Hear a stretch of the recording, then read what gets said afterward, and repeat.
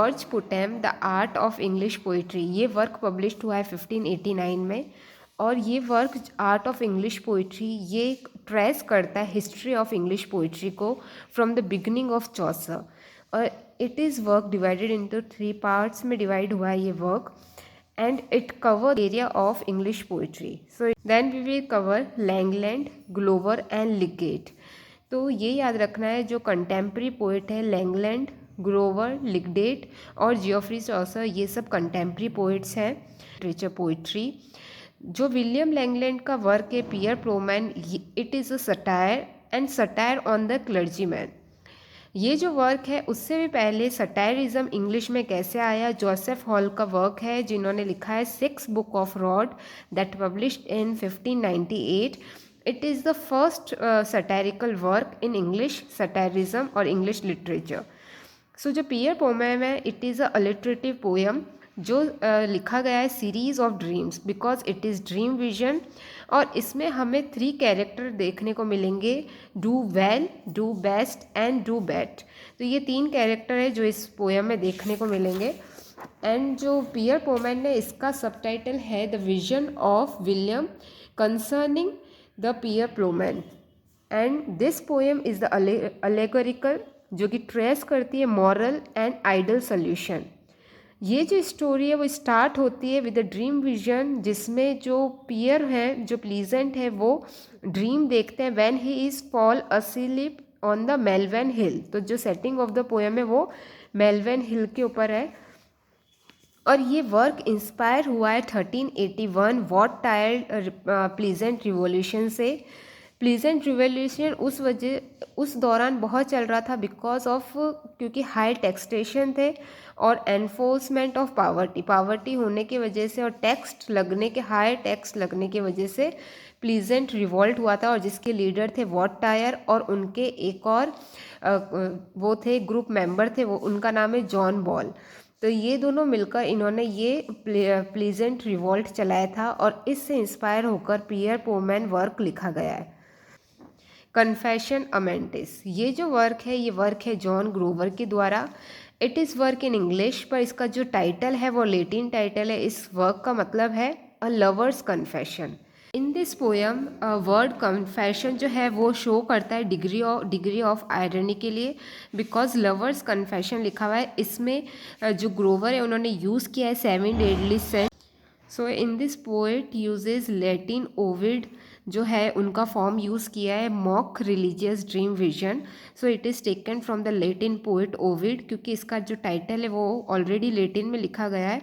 And at the end when the speaker has confess all his since he announce that he will renounce love. तो उस वजह से last में ये end of the story ये होता है, a farewell to love rather than vow of chastity is the ironic outcome. तो ये एक आयरनिकल आउटकम है, farewell of love and vow of chastity. और ये जो पोएम है वो इसलिए इम्पॉर्टेंट है क्योंकि ये पोएम ऑक्टासिलेबिक कपलेट में लिखी गई है। And this book is also divided into 8 parts. तो ये सब प्रीवियस से क्वेश्चन जब आप पढ़ोगे तो उसमें सब ये कवर हो जाएगा कि it is written in octosyllabic couplet. और जब ये स्टार्ट होता है तो ग्रोवर जो प्रेज करते हैं लव के बारे में, वो स्टार्ट करता है with the goddess of Venus. तो ऐसे ऐसे जो फैक्ट्स हैं वो प्रीवियस ईयर क्वेश्चन से कवर होते हो जाएंगे। फिर it also give the features of जो ग्रोवर और चौसर है वो लेट 15th सेंचुरी के पोएट है, उनके जो कंटेम्प्रेरी है जॉन लिगडेट, वो भी क्या है प्री रिनाइंस राइटर है। और थॉमस हॉकले भी प्री रिनाइंस राइटर है। जो लिगडेट थे वो इन्फ्लुएंस हुए थे with the work of Chaucer, और वर्क ऑफ चॉसर से इन्फ्लुएंस थे। इनका जैसे वर्क है फॉल ऑफ प्रिंसेस, ये फॉल ऑफ प्रिंसेस जो है वर्क वो बेस्ड है ऑन द बैकेशियो, और ये वर्क भी राइम रॉयल में लिखा गया है। This work enjoyed more than century of consider popularity. His book of Troy, तो ये मॉडल है on Chaucer's Troilus and Criseyde, and it also recount the classical myth into English, so it is also important. हॉकलेव का work है semi autobiographical वे में इन्होंने लिखा है, जो वर्क का नाम है द रेजिमेंट ऑफ प्रिंस। ये सेमी ऑटोबायोग्राफिकल है and in this work he praise the Chaucer और कंटेम्प्रेरी राइटर को प्रेज करता है। हॉकलेव ने एलिजी भी लिखी थी चौसर पे। ये एग्जाम में आया हुआ है कि जो 2 राइटर है जिनको प्रेज करती है वो है चौसर एंड जॉन ग्रोवर। और इट ऑल्सो कवर जॉन लैंगडेड, तो इनको वो कवर करती है राइटर्स को। The 2 writers coated here originally middle English में जो लिखे गए हैं, जो कि इमिटेटर है चौसर के। 2 राइटर वो है, एक तो जॉन लिगडेट और हॉकलीव, ये 2 राइटर है imitator of Chaucer. 2 group of writers थे जो कहलाते थे followers of Chaucer, that are Scottish Chaucerian and English Chaucerian. ये 2 group of writer 15 and 16 century में ओरिजिनेट हुए। जो इंग्लिश चौसरियन थे वो थॉमस हॉकलेव, जॉन लिंगडेट जो हमने 2 आगे पढ़े, फिर उसके बाद उसके अलावा थे Stephen Hawes, John Skelton and Alexander Barclay, ये सब थे इंग्लिश प्ले राइट। इसके अलावा जो स्कॉटिश राइटर थे वो फेमस है James first of Scotland, William Dunbar, Robert Henryson, Gavin Douglas. जो 3 राइटर हैं Dunbar, Douglas and Henryson, they are called as the poetic maker, so they are very famous. So हम यहाँ से स्टार्ट करेंगे। तो जेम्स फर्स्ट है of Scotland, who reigned from 1394 or 1437. It influenced by the English writing, especially by the works of Chaucer. इनका जो work है king square, this called as the king's book. जो बुक है king square, ये बहुत ज़्यादा work ओ करती है फ्रॉम चौसर से। It is a love poem and it become popular form इस वजह से बिकम हुई थी क्योंकि इसमें राइम रॉयल एम्प्लॉय किया है फॉर द फर्स्ट टाइम। और ये जो पोइट्री है वो लिखी गई है ड्रीम विजन में, and the title of poem is taken from the house of fame. So इस वजह से, ये सब चीज़ें वजह से किंग स्क्वायर बहुत फेमस पोएम है। One of the earliest Scottish text जो है, जो सेलिब्रेट करती है हीरो के बारे में, जो कि है रॉबर्ट द ब्रूस। ये हीरो है रॉबर्ट द ब्रूस, वो वर्क का नाम है द ब्रूस। ये जो वर्क है ये क्रोनोलॉजिकल वे में लिखा गया है एंड अट्रीब्यूटेड टू, मतलब dedicated to John Barbour and written in octosyllabic couplet. अब देखो ये वाला वर्क है ऑक्टासेलेबिक कपलेट है, एंड अनदर वर्क जो मैंने आपको बताया था बहुत इंपॉर्टेंट है, वो भी ऑक्टासेलेबिक कपलेट में लिखा गया है, वो है कन्फेशन ऑफ अमेंटिस्ट। तो ये याद रखना है, ये फॉर्म लिखी गई है ऑक्टासेलेबिक कपलेट में। And another important thing that Bruce is also celebrate Scottish nationalism. जो राइटर है Robert Henryson and William Dunbar, they also wrote work on the medieval tradition. जैसे रॉबर्ट हेनरीसन का वर्क है testament of क्रिसीड, ये trace करता है चौसर की heroine को ट्रॉलेस एंड क्रिसीड में। उसमें जो हीरोइन है उसके बारे में पूरा ये वर्क लिखा हुआ है। हर life of promiscuity lead to the लेप्सकॉरी, ब्रैगरी एंड डेथ। कैसे क्रिसीड की जो लाइफ है वो वायलेंटली बेकार ख़राब हो जाती है एट द लास्ट। हेनरी सन जो होते हैं वो बाइनरी में यूज़ करते हैं, जैसे जॉय एंड पेन। तो ये सब बाइनरी इनका जो टर्म है वो यूज़ करने का इनका स्टाइल है, सो इट इज़ इम्पॉर्टेंट। जो हेनरी सन का अनदर इम्पॉर्टेंट वर्क है वो है मॉरल फेबल ऑफ एसॉप। तो ये जो है ये पूरा लिया गया है स्टाइल फ्रॉम द एसॉस फेबल। तो दैन जॉन डर्बन का फेमस इंपॉर्टेंट वर्क है lament of maker. It is very important work. इसमें जो मेकर है वो पोएट है। Makers are Chaucer, Gower and Henryson. ये 3 मेकर हैं जिनके ऊपर लेमेंट कर रहा है writer for their death and for their contribution of poetry. तो ये वर्क इज़ वेरी इंपॉर्टेंट जो इनके द्वारा लिखा गया है, डनबर के द्वारा।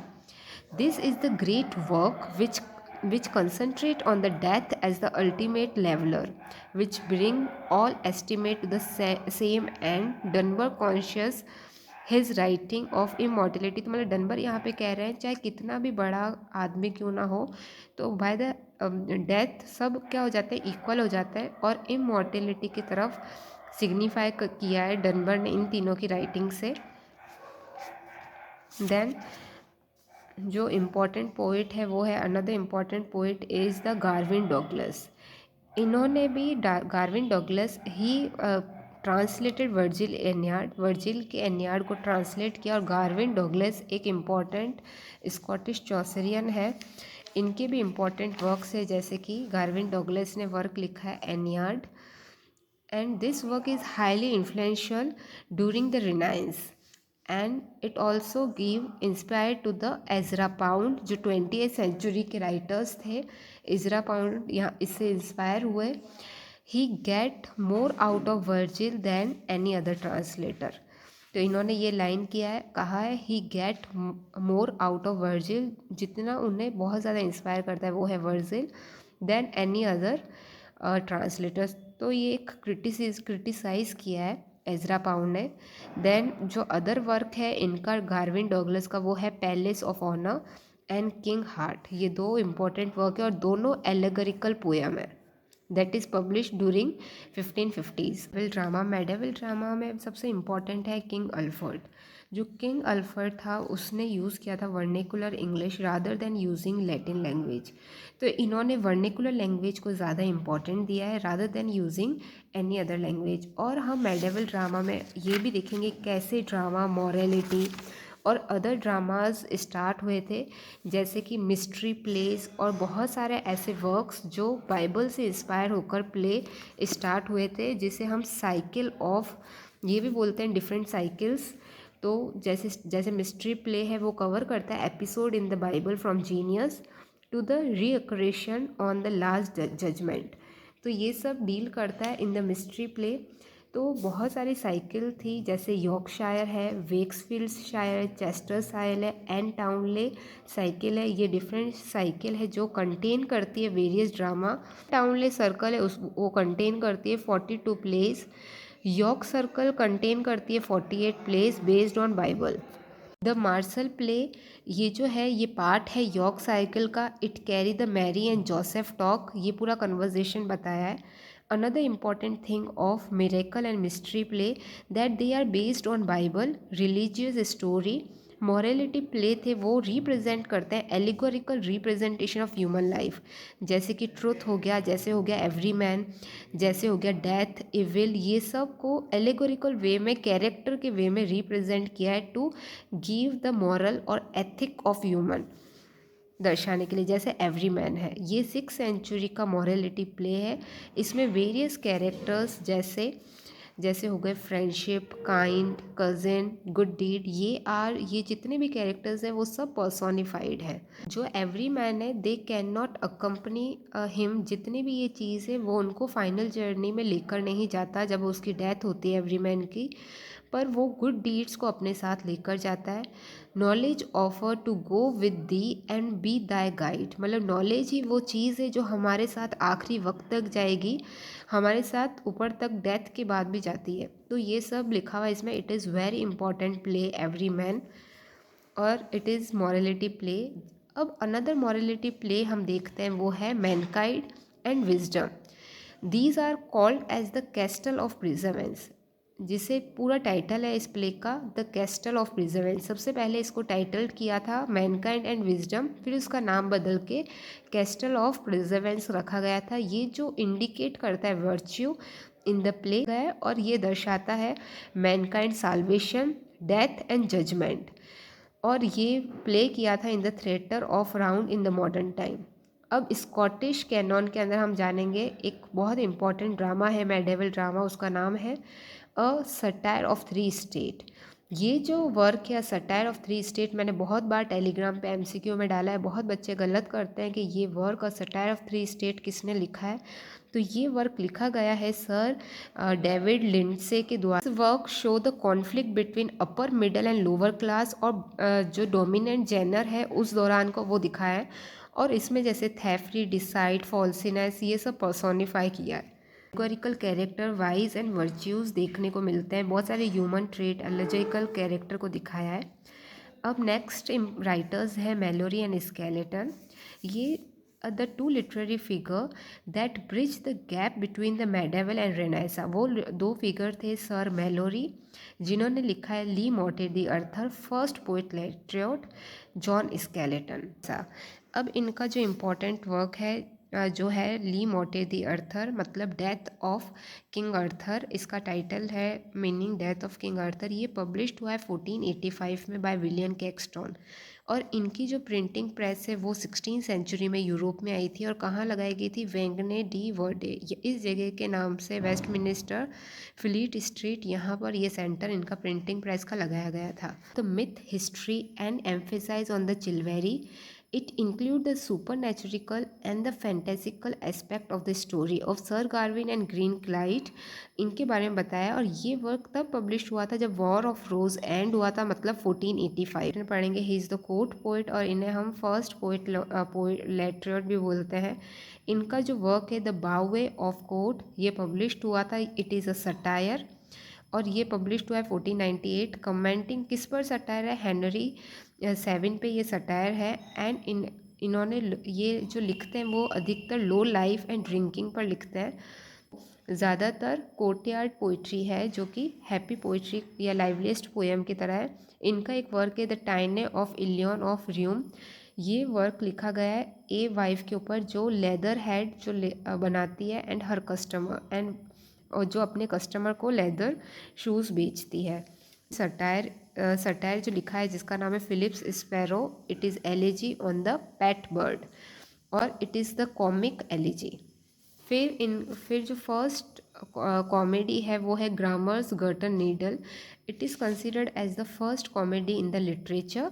और रिनाइंस में स्केलेटन का मॉरलिटी प्ले है magnificent, that dated from 1520s, और ये रिप्रेजेंट करता है मेडिवल ड्रामा को।